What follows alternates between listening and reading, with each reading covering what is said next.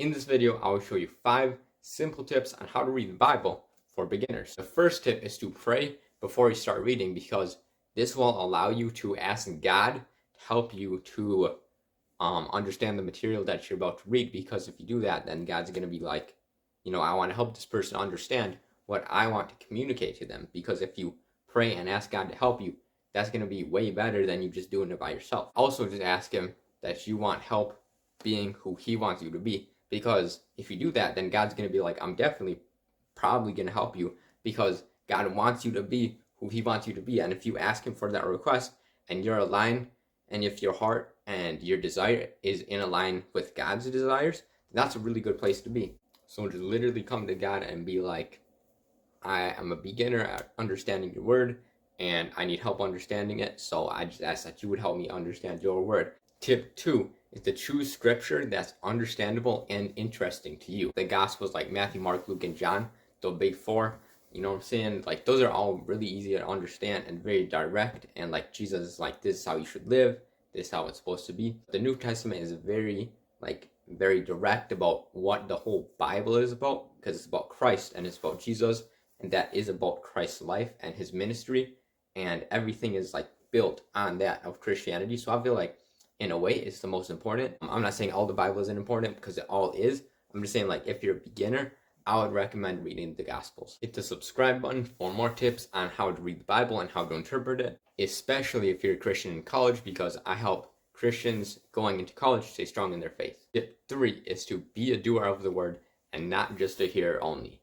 In James 1:22 it says, "But be doers of the word and not hearers only, deceiving yourselves." The Bible in that verse is literally saying that, like, if you just read the Bible but you don't apply it to your life, then you're deceiving yourselves. Like, you can understand what it means, but what the Bible is saying is to really understand what it means is to actually be applying it to your life.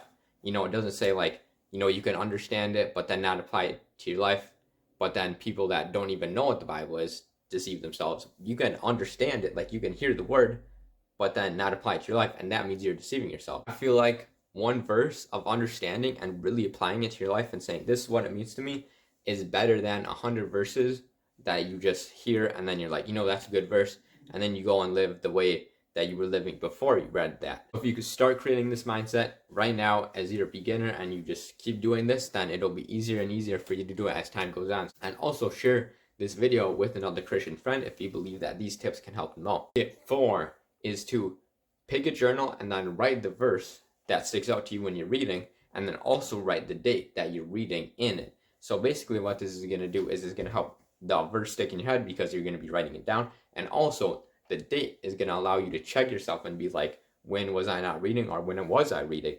And you're going to look at the date and you're going to be like, it's going to motivate you to keep going back to the Bible. The question of the day is, what questions do you have about reading the Bible? Let me know in the comments. Also, I have a video idea that I'm going to put in the comments, so go in the comments and like the video idea if you want me to make that video, or comment if you don't want the video to be made, or if you have another idea.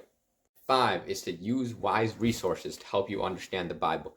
So you can use a bunch of different resources, including me. You can message me on Instagram, and the link for the Instagram is in the description.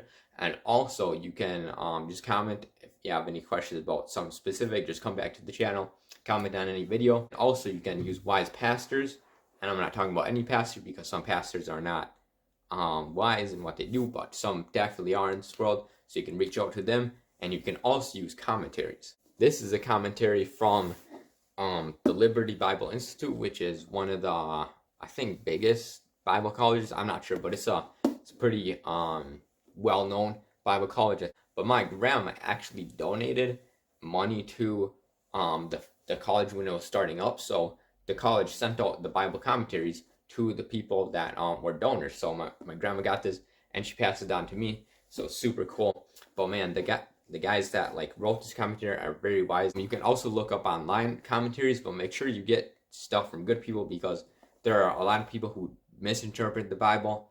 And just ask God to give you discernment, and ask the Holy Spirit to help you understand who is whack and who just does not interpret the Bible of how it's supposed to be interpreted. Reading the Bible is super important, but also applying it to today's world is extremely important. So watch How to Be a Christian in Today's World right here.